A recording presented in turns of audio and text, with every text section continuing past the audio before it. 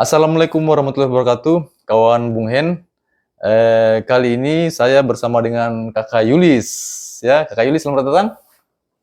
Selamat datang, Kak Yulis ya. Kita akan diskusikan beberapa hal terkait komunitas ya. Terkait komunitas. Di belakang juga ada Kakak Oin. Nanti kita akan diskusikan terkait komunitas-komunitas. Apakah pentingnya atau apa untungnya kita bergabung di komunitas, karena Kakak Yulis, ada Kakak Roin juga di belakang, itu sudah biasa berkomunitas. Oke, tapi sebelumnya untuk kawan-kawan Bung Hen yang sudah sering nonton tapi belum subscribe dan like, silakan tekan tombol subscribe-nya, oke? Oke, Kakak Yulis, ini mau saya tanya-tanya terkait komunitas tuh. Boleh. Itu kenapa sih kita dari dulu, kalau saya perhatikan ya, dari dulu saya perhatikan sama Kakak Oin juga, itu suka sekali berkomunitas. Maksudnya apa sih yang teman-teman rasakan atau apa sih yang teman-teman cari di komunitas? Mencari. Sebenarnya awalnya saya ikut komunitas itu mungkin karena kalau orang bertanya apa sih yang kita dapat komunitas, dapat uang juga tidak. Waktu Capek. habis. Waktu habis. Ah. Capek. Iya. Terus sebenarnya kalau saya kan dulu awalnya itu saya komunitasnya lebih ke komunitas pendidikan waktu di Jakarta. Oh, dulu waktu Kan kuliahnya di Jakarta. Oh, kuliah di Jakarta. Nah. Memang pada saat kuliah dulu memang hobi di komunitas-komunitas pendidikan gitu. Ya, tapi biasanya kalau di Jakarta itu saya mengajarnya anak-anak jalanan. Oh, di sana biasa ajar anak-anak jalanan di? Yang dibawa-bawa yang samping rel kereta atau yang dibawa-bawa apa? Bawa-bawa kolong jembatan ya. Jadi kita punya adik-adik didik, adik-adik binaan itu di sana. Jadi sudah terbiasa sebenarnya dengan, tapi lebih ke komunitas sosial kalau dulu. Jadi lebih ke situ. Kalau misalkan mau ditanya, karena mungkin kalau di Jakarta itu kan kita Senin sampai Jumat capek dengan kerjaan dan segala macam. Iya. Terus Sabtu Minggu itu biasanya kalau orang jalan-jalan, saya habiskan waktunya di sana. Jadi senang saja ketemu anak-anak begitu, banyak kayak kita lebih kayak lebih, maksudnya lebih senang ini ketemu anak-anak begitu atau ketemu ini tuh? Jadi kalau misalkan jadi tidak semua juga, ada kan kalau orang yang kerja Senin sampai Jumat itu dia kerja capek, Sabtu itu waktu istirahat. Nah, kalau saya mungkin karena di sana kan merantau tuh, tidak ada keluarga dan segala macam, jadi saya cari aktivitas di luar. Sabtu Minggu juga saya bete di kosan. Iya. Bikin apa, terus cari-cari di internet apa kira-kira kegiatan yang sebenarnya bisa saya lakukan tapi bermanfaat. Iya. Nah, lewatnya itu dari ikutlah di sana sama teman-teman komunitas di sana. Iya. Nah, yang ikut-ikut itu rata-rata mahasiswa, yang kuliah, yang kerja. Artinya sambil sisi waktu juga, sambil ini tuh supaya bermanfaat juga mungkin. Iya. Terus perasaannya kita, Kakak Yulis, waktu dari Jakarta biasa berkomunitas di sana, pasti kehidupan sosialnya di sini beda tuh? Sangat jauh berbeda. Bagaimana perasaan itu pada saat tiba di sini? Karena setahu saya begini, setahu saya Kakak Yulis juga tuh, setahu saya orang kalau biasa berkomunitas, sekalipun dia tiba-tiba sudah, misalkan kita kuliah dulu tuh, Kakak Yulis kuliah, terus ada di dunia kerja sekarang, pasti kalau passionnya di komunitas, pasti dia gelisah atau dia tetap ingin berkomunitas. Itu pada saat menghadapi kondisi sosial di bau-bau yang berbeda pada saat dulu waktu kuliah, bagaimana pas kita tiba sini perasaan tadi? Sempat shock culture sebenarnya, karena pas pulang di bau-bau kan, saya pulang itu 2019 tuh saya pulang. Itu tuh karena lama memang saya di Jakarta merantau, jadi pas pulang itu tidak ada teman-temanku di sini. Semua sudah sibuk menikah, kerja dan punya kesibukan masing-masing tuh. Jadi pas saya pulang, sama sepertinya saya cari lagi di Facebook, cari-cari begitu, terus cari-cari teman. Nah, cari teman baru lagi. Cari teman baru lagi di sini. Nah, terus saat itu saya buat pertama kali itu bikin kegiatan kelas inspirasi untuk cari teman. Caranya tuh kan kalau misalkan saya sudah biasa komunitas sosial tuh yang lebih ke relawanan. Jadi saya open rekrutmen saat itu, relawan. Open rekrutmen di bawah-bawah sama di Buton Tengah. Nah, dapatlah teman-teman yang rekrut. Saya cuma open rekrutmen cuma lewat Instagram. Jadi saya bikinlah komunitas itu, ada komunitas relawan pendidikan. Saat itu sempat di Sekolah Jelajah Dunia. Sampai terbentuk Buton Tengah Kreatif, sampai sekarang ketuanya kebetulan saya, terus terbentuk lagi komunitas Bau-Bau Bersatu. Oh, bersatu. Berarti kita flashback kembali. Kalau boleh tahu aktivitas Kakak Yuyun sekarang, maksudnya pekerjaannya di Buton Tengah atau di Kota Bau ini? Dua-duanya Oh, dua-duanya. bolak-balik. Karena kebetulan pertama kali saya ke Buton Tengah itu eh, ada kegiatan di sana, ada aktivitas di sana toh. Jadi saya bentuk lagi di sana, dibantu juga. Oh, pertama kali juga saya tergabung sempat, bukan tergabung sampai sekarang sama Bobo Kreatif. Oh iya, kan di sini ada Bobo Kreatif, BBCF apa ya? Ya, Bobo Bobo Kreatif Kreatif. Forum. Nah, itu baru terbentuk, baru saya aktif lagi di Buton Tengah Kreatif nih, di Buton Tengah. Oh, di sana ada juga Buton Tengah Kreatif? Ya, Ah, sudah lama sebenarnya, tapi baru aktif. Pas baru aktif. kemudian saya dipercayakan untuk aktifkan kembali jadi ketua, aktif nih. Nah, terus itu yang saya simak tadi shock culture. Soul culture-nya itu karena bagaimana? beda budayanya. Kalau di Jakarta mungkin bagaimana? Saya juga bingung. Sebenarnya kalau di Jakarta itu karena mungkin kita yang bergabung di komunitas itu memang pure untuk mengabdi begitu ya. Jadi memang tidak ada kepentingan lain pada saat kita berkomunitas di sana. Jadi memang waktunya kita tidak pernah kayak ada yang kita mau cari begitu, cari eksistensi, pengakuan atau apa segala macam. Jadi kita betul-betul pure mau mengabdi sama untuk mengajar ke anak-anak. Nah, pas tiba di sini tuh orang dia panas-panas teh ayam. Ya, itu yang menarik karena biasanya saya juga kan sering amati komunitas tuh. Kakak juga mungkin. Biasanya kalau teman-teman komunitas di Bau ini tanpa mengucilkan atau mengurangi rasa hormat, biasanya kita teman-teman di Bau ini kadang-kadang hanya panas-panas di awal tuh. Ya, betul. Atau tidak pada saat lagi event politik misalkan, buat komunitas atau seperti yang kita bilang tadi ada beberapa kepentingan kayak begitu. Tapi bagaimana menurut kita pas tiba di Bau-Bau?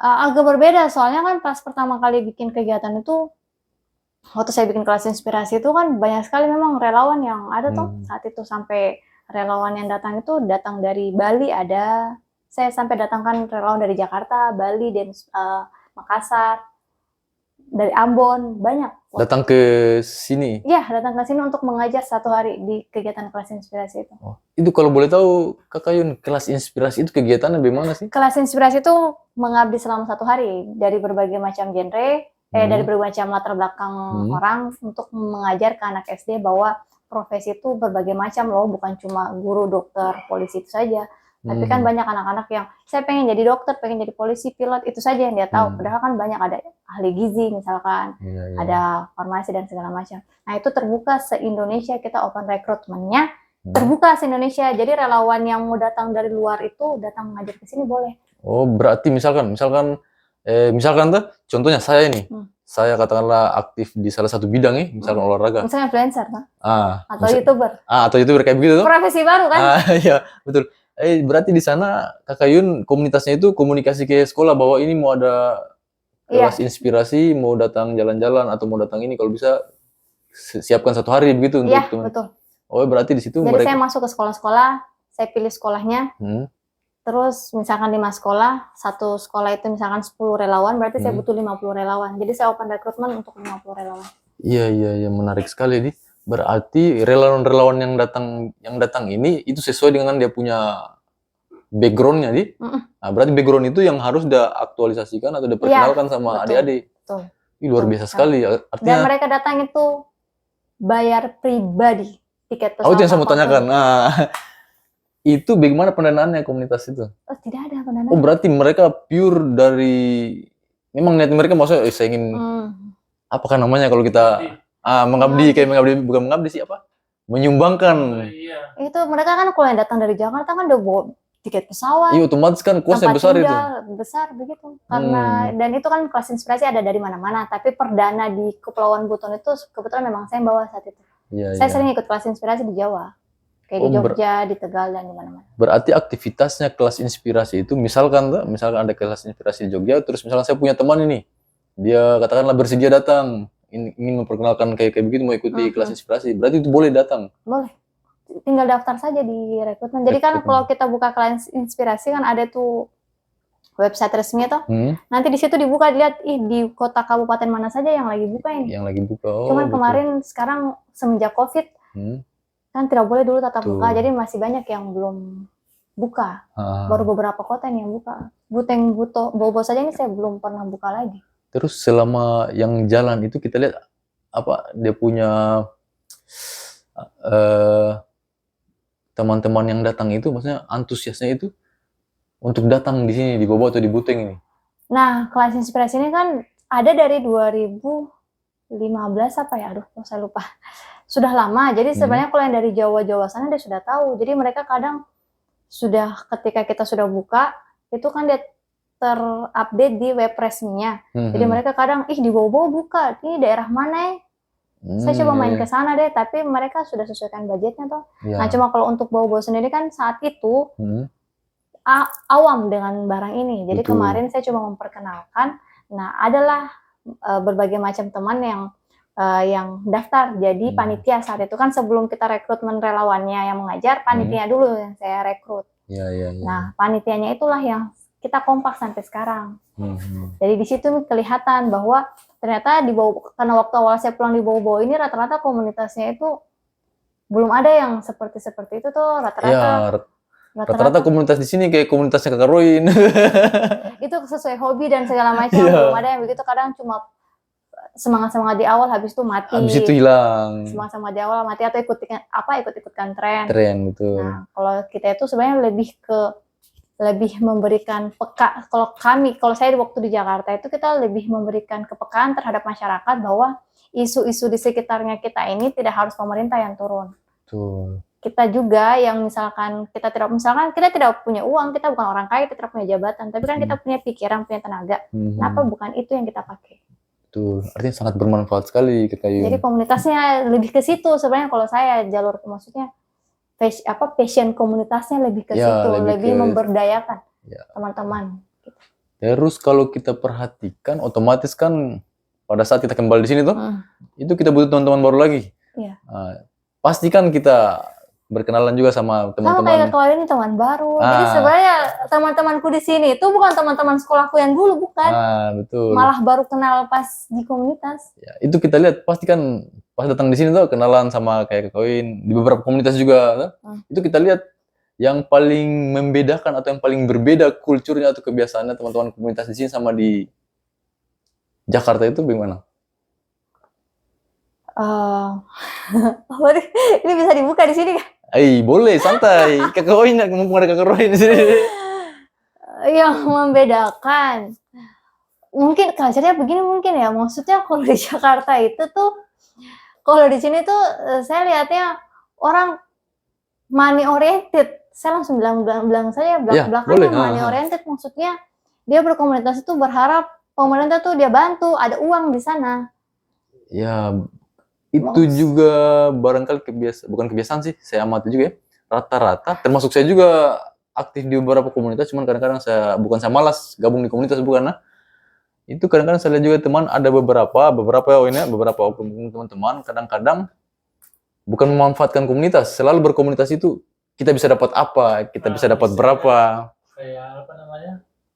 Ketika saya berkomunitas, apa keuntungan saya bisa dapatkan secara finansial atau nama atau eksistensi ya betul. Akhirnya kadang-kadang ya begitu nih, panas-panas di awal, lama-lama komunitasnya hilang lagi. Ya sebenarnya kan tergantung. Kalau misalkan kita komunitasnya kayak, kalau dari saya kan basicnya memang untuk yang relawan-relawan begitu. Jadi memang kita punya istilah peribahasanya lah.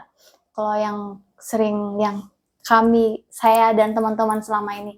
Jadi kita berkomunitas itu kan sebenarnya untuk memberikan manfaat kepada orang banyak. Jadi sebenarnya komunitas itu kan kelompok. Maksudnya kelompok ini bukan hanya terbentuk begitu saja, tapi kelompok ini ada untuk apa begitu. Kalau misalkan tujuannya ini hanya untuk, mungkin ada yang kayak, saya juga pernah masuk di MMC, Miomatic Community. Nah, itu kan kalau mau dibilang dengar, cuma klub motor gitu. Tapi kalau di Jawa sana klub motor itu bermanfaat begitu ya. Ada yang dia kasih efek manfaat.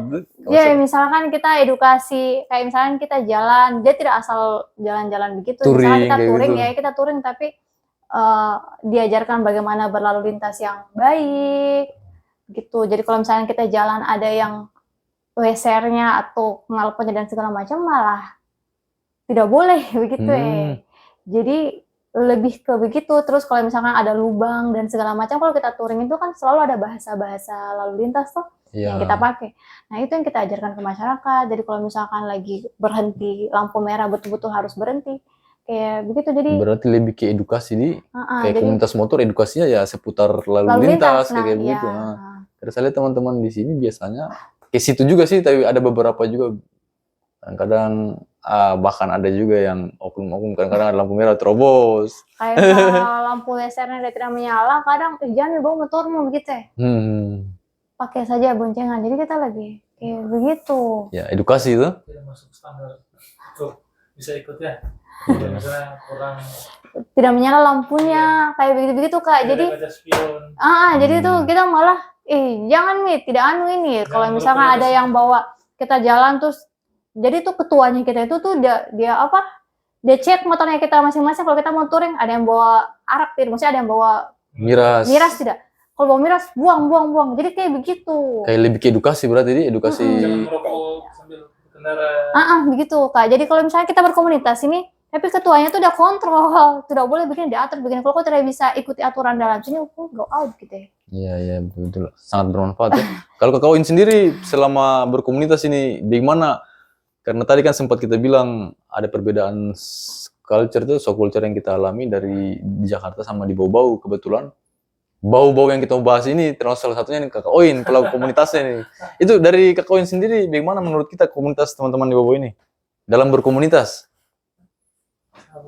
Dari saya pribadi sejauh ini ya sudah semakin dulu kan kita tidak tahu itu apa itu komunitas pada dulunya tuh.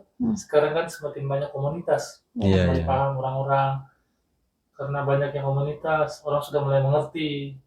Maksudnya kan dulunya apa tuh komunitas katanya, jadi masih asing begitu. Iya. Selalu dijadikan komunitas ini kan kepentingan politik apa semua ada maunya, organisasi. Nah seiring berkembangnya waktu, saya kan fokusnya di olahraga, di traveling.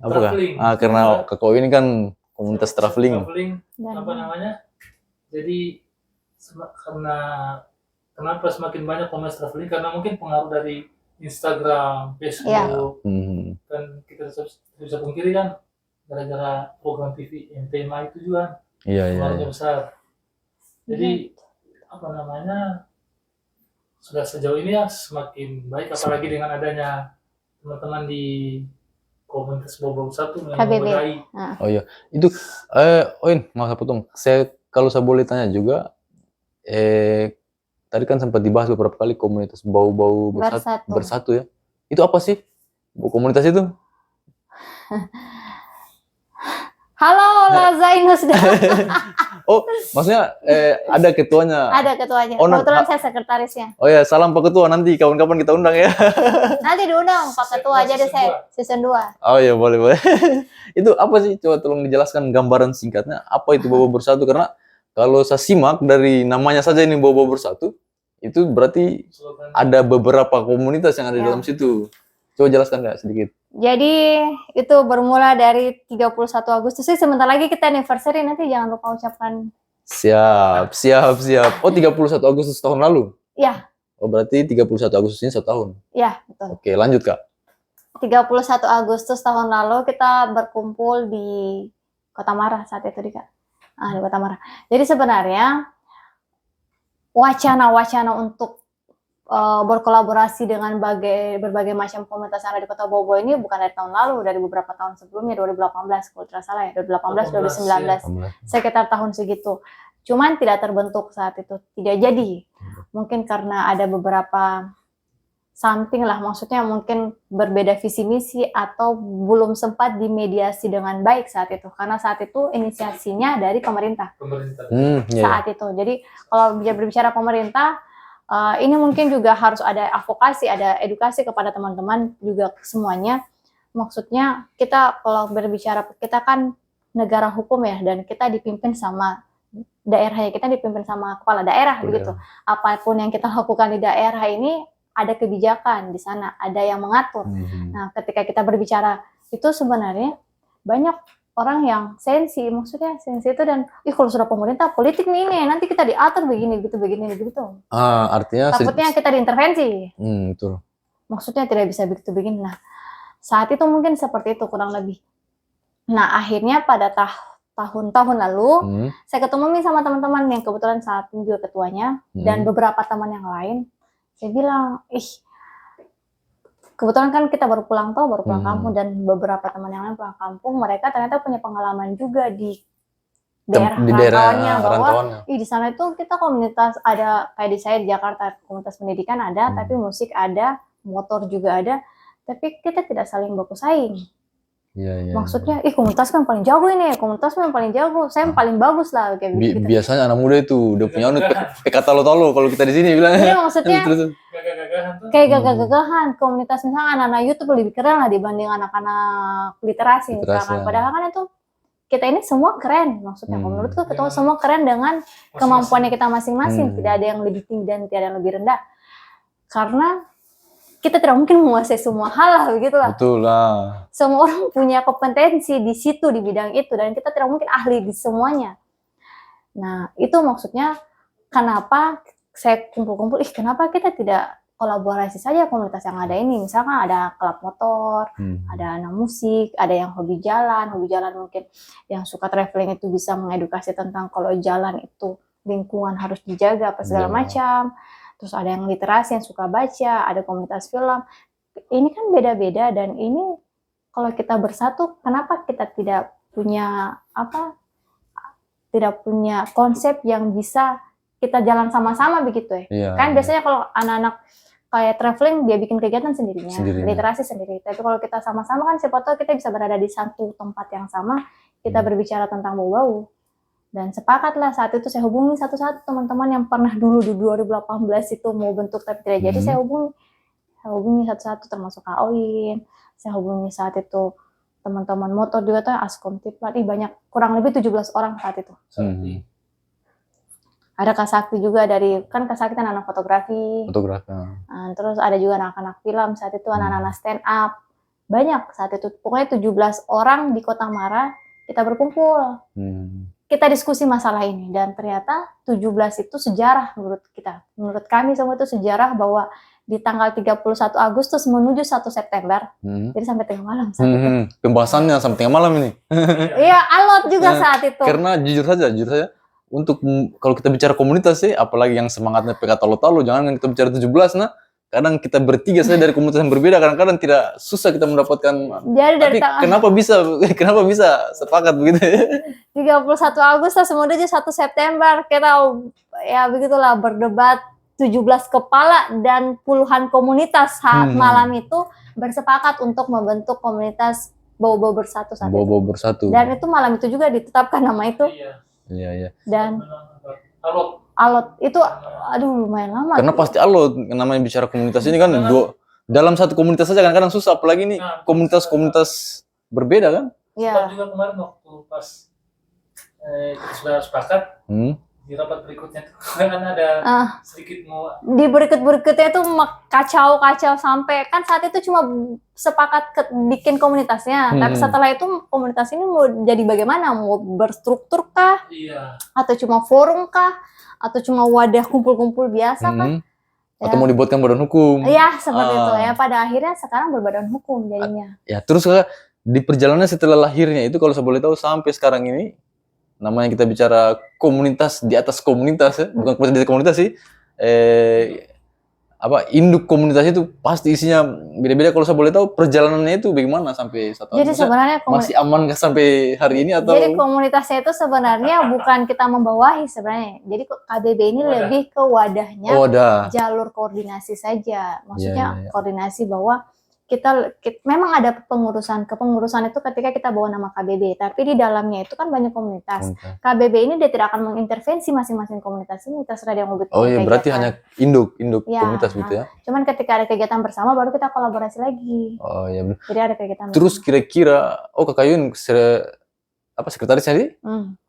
Kira-kira misalkan dari banyak komunitas ini, apalagi kita menghadapi event politik, langkah-langkah apa kira-kira yang diantisipasi jangan sampai disusupi sama kepentingan politik, karena kita tidak bisa hindari itu ya, jujur kita tidak bisa hindari itu karena namanya politik apalagi kita di daerah begini itu sangat bukan kental. Biasanya ada kepentingan-kepentingan tertentu yang masuk. Itu cara memfilter supaya tetap eksis ini sampai beberapa puluhan tahun ke depan ini komunitas bagaimana itu?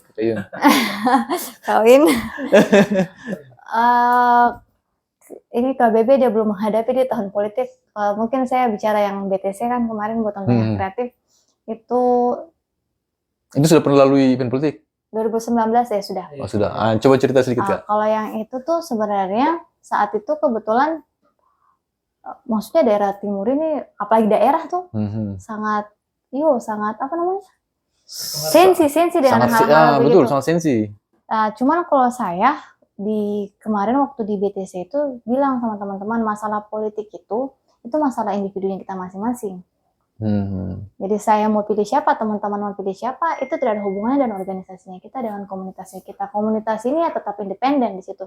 Kita tetap berpegang teguh dengan visi misi yang kita sudah susun bersama, kita sepakati bersama. Jadi itu saja jalurnya kita, itu garisnya. Makanya kemarin di awal kita sempat alot ya, harus ada badan hukumnya ini mau dibawa kemana komunitas untuk menghindari hal-hal yang seperti itu. Iya. Jadi kita akan kembali lagi ke ADRT. Ini ADRT-nya seperti ini, bahwa ini tujuannya komunitas seperti ini. Jadi ketika ada begitu tuh urusan pribadi, misalkan si A, misalkan ketua aku dia pilih siapa, dia punya apa siapa, saya tidak ada urusan dengan dia. Tapi kalau di KBB itu sudah KBB, tidak ada urusan dengan yang. Iya. Nah, cuman kita karena posisinya ini nih kadang yang suka disalahartikan. Posisinya kita ini kan di bawahnya pemerintah Kota Bau-Bau. Jadi selama ini siapapun pemimpinnya, saya tidak sebut orang, tapi saya sebut jabatannya, siapapun wali kotanya, ya kita akan tetap kerjasama dengan wali kota, bukan personnya, bukan orangnya. Betul, tetap berpartner. Ya, berpartner, karena saya percaya kita ini tidak akan bisa hidup sendiri tanpa pemerintah, dan pemerintah itu juga tidak akan bisa jalan tanpa ada masukan-masukan dari kita. Jadi sebenarnya kita tidak boleh bermusuhan dengan pemerintah, karena kita harus mengawal juga mereka. Betul. Istiqomah. Iya, harus mengawal mereka lah. Kalau mereka salah jalan, masa kita mau biarkan? Ya, dan memang pemerintah punya tanggung jawab juga terhadap teman-teman komunitas, dan teman-teman komunitas punya tanggung jawab juga untuk mengingatkan pemerintah terkait komunitas-komunitas ini, terkait bidang-bidang masing-masing. Betul. Dan kedewasaan berkomunitas sangat diperlukan. Sangat. Karena kalau tidak bisa gontok-gontokan, apalagi kalau event-event begitu, pasti sudah bicara itu banyak Kalau saya pribadi, kalau ada yang sudah begitu tuh saya tidak hiraukan. Maksudnya kenapa saya mau peras otakku untuk hal-hal 1-2 orang yang kok bicara sendiri begitu. Masih banyak hal-hal yang lebih penting tuh yang kita mau urus daripada kita menghadapi 1-2 orang yang sebenarnya meskipun dia vokal sekali, tapi kalau kita tanggapi malah dia hancurkan semua yang banyak orangin. Jadi mending kita korbankan saja 1-2 orang, itu usah dihiraukan. Daripada kita mengorbankan kepentingan banyak orang, kasihan. Betul. Sebenarnya tuh kalau untuk pemerintah sendiri memang betul memerlukan komunitas, karena kan itu bicara soal pariwisata misalnya tuh. Kemarin saya sempat ikut pertemuannya di Kendal itu. Yang mempengaruhi misalnya kayak Kota Bau-Bau ingin sekali menjadikan Bau-Bau sebagai kota kreatif, misalnya kota pertunjukan atau apa, yang dinilai itu bukan apanya, tapi seberapa banyak komunitas yang bergerak di bidang itu di kota itu. Misalnya kayak Ambon, mereka kota musik dunia. UNESCO kenapa? lagi. UNESCO di sana. Nah, kenapa bisa disebut itu? Karena harus dilihat berapa banyak komunitas di situ yang aktif di situ, bukan karena banyak apanya bagaimana, tapi berapa banyak komunitas yang ada di situ. Itu penilaiannya itu. Iya. Karena memang sangat dibutuhkan juga teman-teman komunitas dalam mendukung pariwisata sama mendampingi pemerintah. Iya. Karena pemerintah kan dia cuma berbicara administratif tuh masalah kebijakan, tapi ketika di lapangan itu seberapa banyak sih pemerintah yang bisa turun langsung menggerakkan ini kalau bukan kita teman-teman dari komunitas. Sekarang kan ini komunitas ini orang-orang kreatif. Bahkan tidak bisa dipungkiri sekarang ini media promosinya kita kan secara media sosial. Komunitas itu kan di situ perannya pemerintah komunitas. Ada komunitas ini dia promosikan tentang foto, interplay apa ini. Iya, betul. Jadi impact-nya ke daerah juga. Itu promosi daerah deh. Promosi gratis. Iya. Betul. Influencer itu kan promosi gratis. Nah, itu pemerintah harus lihat. Ini nih anak-anak mudanya sudah promosi gratis, baru masa kalian tidak memberikan ruang lebih dan memberikan peraturan kebijakan untuk mendukung mereka. Setidaknya ada secret lah di sana. Iya, betul. Stop dulu. Memangnya sampai saat ini yang teman-teman lihat kita di Bobo ini atau ya kita di Bobo ini masih kurang kah? Yang maksudnya bukan peranan pemerintah yang disiapkan, ruang-ruang yang disiapkan itu masih kurang kah? Kalau menurut teman-teman, maksudnya ini mungkin bisa jadi bahan evaluasi juga ke depannya supaya jadi masukan kan? Kalau masih kurang mungkin masih kurang, belum maksimal lah. Tapi kayaknya saat ini kalau saya lihat pemerintah sudah Mulai peka. mulai peka melihat kayak misalnya setiap ada kegiatan mungkin komunitas dilibatkan, dipanggil untuk ada diskusi, ada forum. Toh kalau misalkan ada FGD atau apa-apa dipanggil. Cuma mungkin implementasinya ini untuk menyesuaikan. Soalnya komunitas-komunitas sekarang seperti kau yang tadi bilang, kita sudah bermain media sosial, ini sudah transisi digital 4.0 toh. Jadi pemerintah juga ini saya rasa dia belum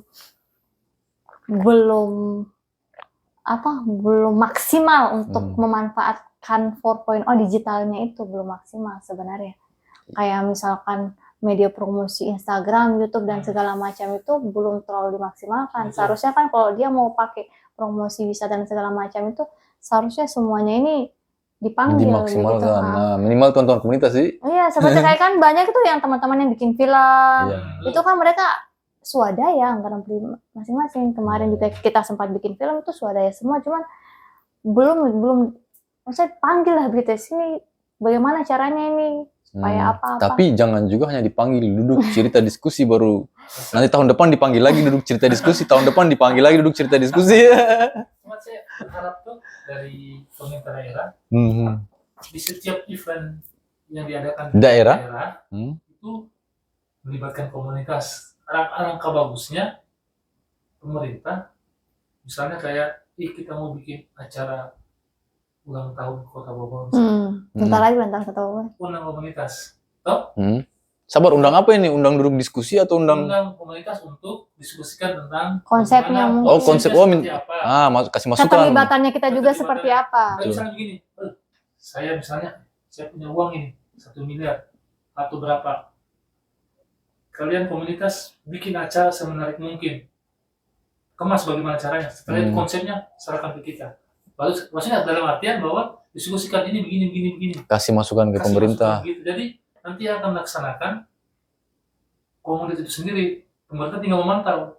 Oh, tapi biasanya susah juga karena pemerintah biasanya melaksanakan sendiri juga kan, ya kan?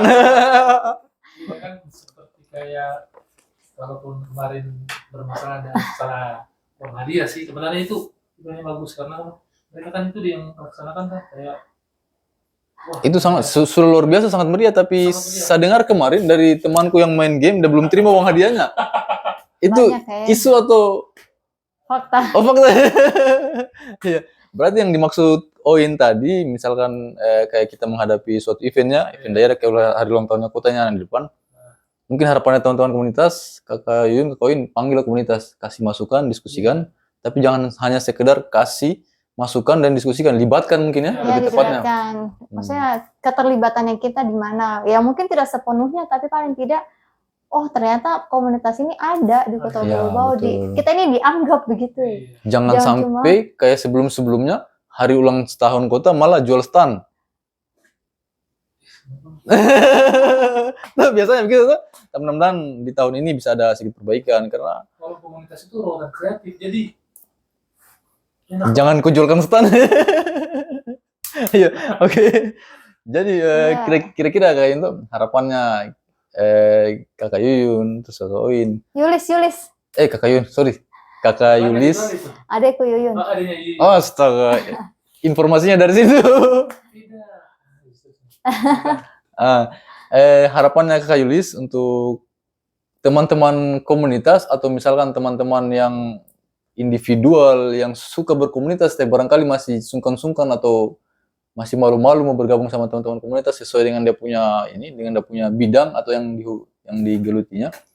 Itu bagaimana tanggapannya Kakak Yulis, Kakak Oin untuk teman-teman yang supaya gabung di komunitas atau komunitas ini ke depannya kayak bagaimana harapannya terhadap pemerintah juga? Supaya sebagai closing mungkin dari diskusinya kita kali ini. Silakan Kakak Oin dulu. Kalau saya dulu, alangkah bagusnya kalau komunitas itu berbadan hukum. maksudnya dalam artian terdaftar. Jadi maksudnya kenapa begitu? Karena kalau misalnya pemerintah kan biasa terdaftar. Misalnya kalau ada kegiatan apa, Diundang. yang dicari melalui yang terdaftar itu. Kalau saya seperti itu, maksudnya supaya nanti tidak tercover istilahnya, ketahuan bahwa oh ternyata jumlah komunitas yang ada di bawah ini sekian. Jadi tiap kali misalnya ada pelatihan misalnya atau apa atau katakan materi atau apa yang dengan komunitas yang ada terdaftar itu. Iya. Saya. Oh berarti salah satu kekurangannya juga teman-teman di Bobo ini mungkin ya, banyak yang berkomunitas tapi belum melaporkan mungkin di pemerintah. Di Kesbangpol. Di Kesbangpol. Berarti pemerintah tidak bisa juga disalahkan ini kalau misalkan, kan kalau tidak salah itu untuk pembinaan komunitas ada anggarannya. Tapi kecuali terdaftar dan aktif persyaratannya. Tapi mungkin kekurangannya juga mungkin komunitas kadang tidak ada sekretariatnya. Biasanya kan syarat-syaratnya itu sekretariat segala macam. Karena kan bahasa karena hobi, jadi karena hobi apa? Maksudnya tidak terlalu penting harus melapor di Kesbang begitu ya? Kayak ribet sekali karena kita ini pengennya cuma hobinya gitu hobi saja. Komunitas. Oh, berarti mungkin yang harapannya Kak Kawin tadi supaya teman-teman yang berkomunitas kalau bisa legalkan atau minimal diketahui Kesbang pemerintah kan? Ya, kalau dari Kakak Yulis kira-kira? Kalau saya mungkin kalau berkomunitas itu mungkin kalau ada yang belum pernah, biasanya kan dia ikut-ikutan.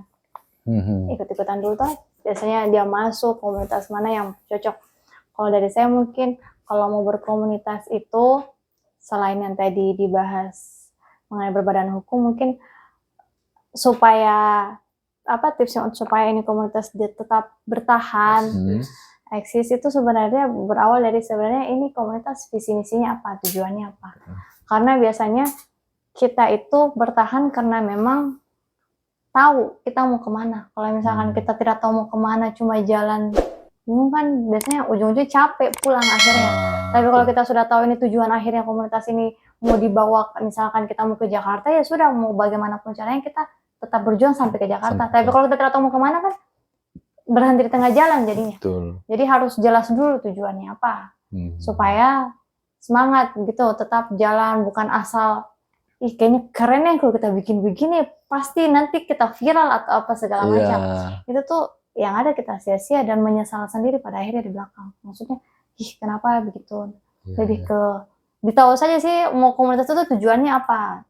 Dan ketika ada teman-teman yang mau gabung, dia sudah tahu saya bergabung di sini untuk ini, untuk itu. Lebih ke situ sih. Karena mungkin komunitas ini dia punya manfaatnya juga ini sebenarnya harus efeknya ini harus dirasakan sama masyarakat. Iya, itu mungkin yang masih kurang juga dari teman-teman komunitas ini. Iya betul, tergantung tujuannya mereka itu untuk apa. Sebenarnya lebih ke ada yang hanya untuk gaya-gayaan mungkin, atau hanya mau cari panggung, atau mau sekedar eksis, atau mau cari jodoh. Iya biasanya juga awalnya cari jodoh, tiba-tiba nyaman. Iya. Oke, kawan-kawan Bung Hen, itu tadi diskusi singkat kita terkait komunitas, beberapa komunitas juga yang ada di Bobo dan harapan-harapan dari teman-teman komunitas juga. Ada Kakak Yulis, ada Kakak Oin juga di belakang. Mungkin ke depannya semoga apa yang didiskusikan tadi bisa menjadi bahan juga untuk evaluasi teman-teman yang berkomunitas ke depannya, dan untuk pemerintah juga mungkin ya bisa lebih peka, lebih sering lah, dan bisa sering dilibatkan lah teman-teman komunitas. Iya betul. Untuk dalam kegiatan-kegiatan kota atau misalkan apalah, yang penting sering dilibatkan karena teman-teman komunitas ini orang-orang cerdas, orang-orang kreatif semua ini. Di KBB ini banyak sekali komunitas tamu, anak, pendidikan, isu, 39 komunitas. 39 komunitas, luar biasa sekali. Tidak semua sih, tapi beberapa. Komunitas di Bobo ini kayaknya banyak, ada ratusan mungkin, tapi yang masuk di kita baru 39. Siapa tahu ada yang mau gabung lagi, silahkan. Oke, untuk yang mau gabung komunitasnya, teman-teman mau gabungkan komunitas supaya lebih luas atau bisa lebih bisa hubungi sekretaris. Apa kalau mau hubungi Kakak Yulis di Instagram atau di Facebook? Instagram Andi Yulis Abbas. Andi Yulis Abbas, ya. Double B. Oke, sampai di sini diskusi kita ya. Terima kasih banyak. Wabillahi taufiq wal hidayah. Assalamualaikum warahmatullahi wabarakatuh.